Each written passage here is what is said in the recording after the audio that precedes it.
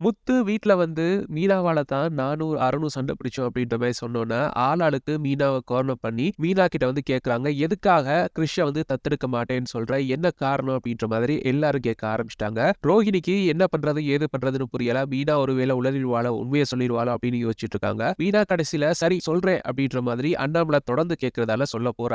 உடனே வந்து இத எப்படியாவது தடுக்கணும் அப்படின்னு நினைச்ச ரோஹிணி புது உருட்டன்னு உருட்டுறாங்க. என்ன அப்படின்னா, கிரிஷ்ஷோட பாட்டி இருக்காங்க.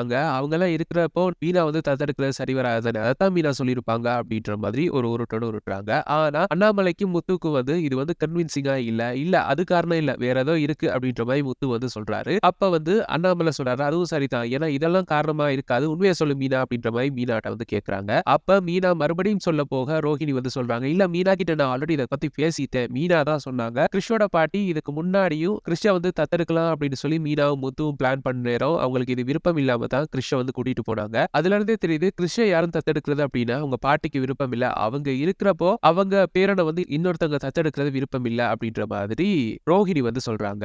ஆனா முத்து வந்து கேட்கிறாரு. அது அப்போ அந்த டைம் வந்து கிருஷிக்கு அம்மா இருந்தாங்க. அந்த டைம் வந்து தத்தெடுக்க முடியாது தானே அவங்களும் சொல்லியிருந்தாங்க. இப்ப அவங்க அம்மா இல்ல. இப்ப அந்த பையன் வந்து தனியா இருக்கான். அவன கண்டிப்பா தத்தெடுத்து பாசம் குடுத்து வளர்க்கணும். இல்ல அப்படின்னா என்ன மாதிரி ஆயிருவானோ அப்படின்ற மாரி பயமா இருக்கு அப்படின்ற மாதிரி முத்து வந்து சொல்றாரு. அண்ணாமலை வந்து சொல்றாரு, சரி விடு. இப்ப அந்த பாட்டி வரட்டும். கிருஷோட பாட்டி வாரேன்னு சொல்லியிருக்காங்கல்ல. அவங்க வரட்டும்.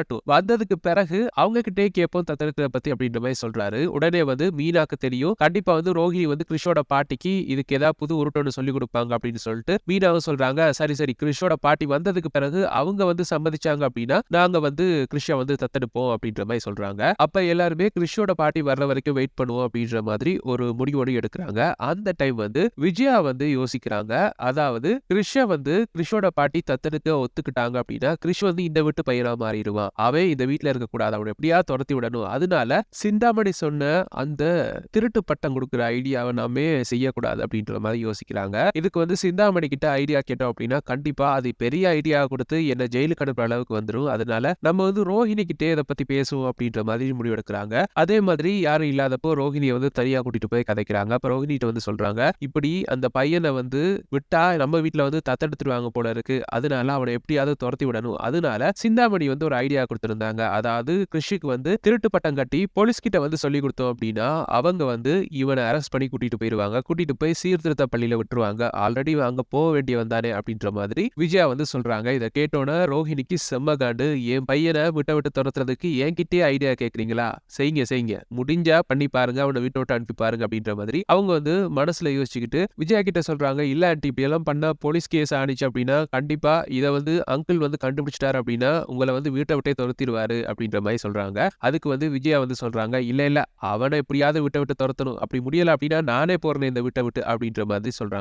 அந்த அளவுக்கு கிருஷ் மேல என்ன காண்டு இவங்களுக்கு அப்படின்ற மாதிரி ரோகிணி வந்து யோசிக்கிறாங்க. அப்படியே விஜயா வந்து சொல்றாங்க, இன்னைக்கு அவன் ஸ்கூல் முடிஞ்சு வந்ததுக்கு பிறகு அவனோட பேக்ல வந்து நான் கிட்டத்தட்ட ஒரு ₹1,00,000 பணத்த கொண்டு போய் வைக்க போறேன். அது வச்சுட்டு நான் இங்க பீரோல வச்ச பணத்த வந்து காணல அப்படின்ற மாரி தேடுவேன். அப்ப எல்லா இடத்துலயும் தேடிட்டு கடைசில வந்து அவனோட பேக்லயும் வந்து தேடுவோம். அப்ப அதுல இருக்கு அப்படின்னு சொல்லி அவன் மேல வந்து திருட்டு பட்டத்த கட்டி அவன எப்படியாவது விட்ட விட்டு அனுப்பிருவோம் அப்படின்ற மாரி சொல்றாங்க.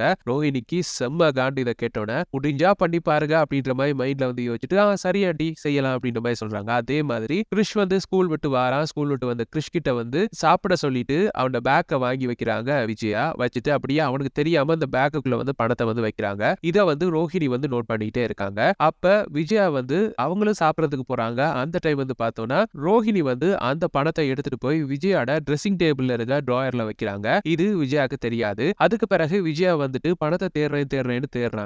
இங்கேயும் காணல அப்படின்ற மாரி தேடுறாங்க. தேடி கொஞ்ச நேரத்திலேயே சொல்றாங்க, கிருஷ்ண பேக்ல பார்க்கலாம், கிருஷ்ண பேக்ல பார்க்கலாம் அப்படின்ற மாரி சொல்றாங்க. ஆனா யாருமே பார்க்க முன் வரல. அவன் சின்ன பையன் இப்பதான் ஸ்கூல் விட்டு வந்தான். அவன் பேக்ல எப்படி இருக்கும்? நீ எங்கேயா மறந்து வச்சிருப்ப அப்படின்ற மாதிரி அண்ணாமலை வந்து சொல்றாரு. அதே மாதிரி மனோஜும் சொல்றாரு, ஆமா நீங்க எங்கேயா வச்சிருப்பீங்கம்மா நல்லா தேடுங்க அப்படின்ற மாரி தேடுறாங்க. முத்துவும் வாராரு. முத்துவும் வந்து கேட்கிறாரு, என்ன பிரச்சனை அப்படின்ற மாரி கேட்கிறாரு. அப்ப வந்து அம்மா பணத்த தொலைச்சுட்டாங்களா அப்படின்ற மாரி சொல்றாங்க. அப்ப வந்து எவ்வளவு அப்படின்னோன 1,00,000 அப்படின்னா 1,00,000மா இருங்க தேடுவோம் அப்படின்ற மாரி முத்துவும் சேர்ந்து தேடுறாரு. அப்ப வீட்ல இருந்த எல்லாருமே வந்து தேடுறாங்க.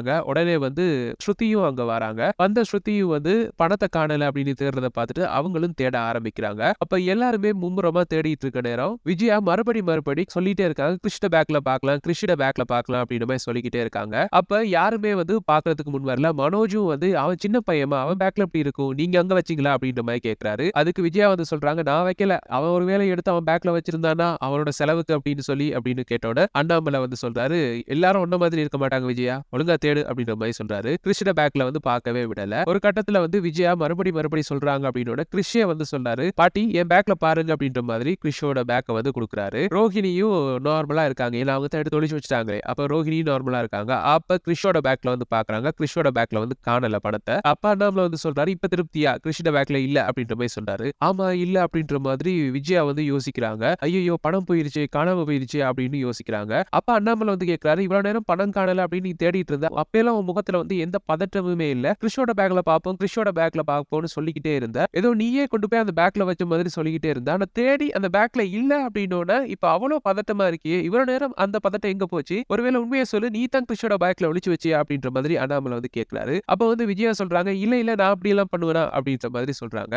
அப்ப உன்னோட ரூம்ல தான் செக் பண்ணணும் அப்படின்னு சொல்லி எல்லா இடத்துலயும் செக் பண்ணி பார்த்துட்டு வந்தா அவங்களுடைய ட்ரெஸ்ஸிங் டேபிள் டிராயர்ல வந்து இருக்கு. அதை எடுத்து அண்ணாமலை வந்து காட்டுறாரு. அப்ப இது என்ன அப்படின்ற மாதிரி கேட்கிறாரு. ஓ இங்க இருக்கா அப்படின்ற மாதிரி விஜயா வந்து சொல்றாங்க. ஆமா இங்க வச்சுட்டு வீடு பூரா தேடிட்டு அப்படின்ற மாதிரி சொல்லிட்டு அண்ணாமலை வந்து வந்துடுறாரு. ஆனா அண்ணாமலைக்கு ஒரே யோசனை, அதாவது கிறிஷோட பேக்ல இருக்கும்னு சொல்லி அவ்வளவு உறுதியா எப்படி சொன்னா அப்படின்ற மாதிரி யோசிக்கிறாரு. அப்ப இத வந்து முத்து கிட்ட வந்து சொல்றாரு. முத்து வந்து சொல்றாரு, இல்லப்பா அம்மாக்கு கிறிஷ பிடிக்காதுல்ல, ஒருவேளை அவன் பேக்ல இருந்துச்சு அப்படின்னா அவன் தான் திருடனா அப்படின்னு சொல்லி அவனை விட்டு அனுப்பலாம்ல, அதை யோசிச்சுதான் சொல்லியிருப்பாங்க. ஆனா அவன் அப்படிப்பட்ட பையன் கிடையாதுல்ல, அதனால அவன் பேக்ல இல்ல அப்படின்ற மாதிரி சொல்றாரு. அப்ப உடனே வந்து முத்துவுக்கு வந்து பார்வதி கிட்ட இருந்து ஒரு போன் வருது. அப்ப பார்வதி வந்து சொல்றாங்க, முத்து நான் உன்கிட்ட ஒரு விஷயம் பேசணும் அப்படின்ற மாதிரி சொல்றாங்க. அப்ப முத்து வந்து சொல்லுங்க அத்தை என்ன விஷயம் அப்படின்ற மாதிரி கேக்குறாரு. அப்ப வந்து பார்வதி வந்து சொல்றாங்க, இல்ல முத்து உங்க அம்மா போற போக்கு சரியில்லை, எனக்கு அது சரியா படல அப்படின்ற மாதிரி சொல்றாங்க. அப்ப வந்து முத்து வந்து கேக்குறாரு, எங்க அம்மா போக்கு சரியில்லைதான், பட் இப்ப என்ன புதுசா பண்ணாங்க அப்படின்ற மாதிரி கேக்குறாரு. இல்ல இந்த சிந்தாமணி கூட சேர்ந்து நிறைய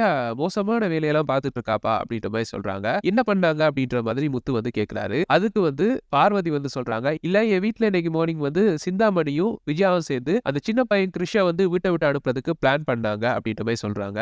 அப்ப முத்துக்கு சந்தேகம் வந்துருச்சு, என்ன பிளான் போட்டாங்க அப்படின்ற மாதிரி கேக்குறாரு. அப்ப வந்து பார்வதி வந்து சொல்றாங்க, அது வந்துப்பா அந்த சின்ன பையனுக்கு திருட்டு பட்டம் கட்டி வீட்டை விட்டு அனுப்புனா போலீஸ் வந்து வீட்டுல இருந்து கூட்டிட்டு போயிட்டு சீர்திருத்த பள்ளியில வச்சிருவாங்க, அதுதான் இவங்க பிளான் அப்படின்ற மாதிரி சொல்றாங்க. உடனே வந்து முத்துக்கு வந்து தூக்கி வாரி போடுது. அப்படியே யோசிக்கிறாரு, அப்ப அம்மா இன்னைக்கு போட்ட நாடகம் முழுக்க கிருஷ வழி அனுப்புறதுக்கான ஒரு நாடகம் தான், அதுல வந்து சொதப்பிட்டாங்க, அது நல்லாவே தெரிஞ்சு அப்படின்ற மாதிரி யோசிக்கிறாரு. உடனே வந்து இந்த விஷயத்த வந்து அண்ணாமலை கிட்ட வந்து சொல்றாரு, அப்பா இந்த பணம் வந்து காணாம எல்லாம் போகல, அம்மா தான் எடுத்து கிறிஷோட பேக்ல வச்சிருந்திருக்காங்க. அதுக்கு பிறகு அந்த பணம் வந்து அப்படியே இவங்களுடைய டிராயர்ல போயிருக்கு. அது யார் வச்சான்னு தெரியல, யாரோ நல்லுள்ளம் கொண்டவங்க, அம்மாவுடைய திருட்டு வேலையெல்லாம் நம்ம வீட்டுல தெரிஞ்ச ஒருத்தங்க திடீர்னு திருந்தி நல்லவங்க வேலை பார்த்திருக்காங்க அப்படின்ற மாதிரி ரோஹிணியை வந்து பாக்குறாரு முத்து. ரோஹிணி அப்படியே அந்த பக்கம் திரும்புறாங்க. அப்ப உடனே மீனா வந்து ரோஹிணியை பார்த்து கண்ணால கேக்குறாங்க, நீங்களா அப்படின்ற மாதிரி கேக்குறாங்க. அப்ப ரோஹிணியும் ஆமா நான் தான் அப்படின்ற மாதிரி கண்ணால வந்து சொல்றாங்க.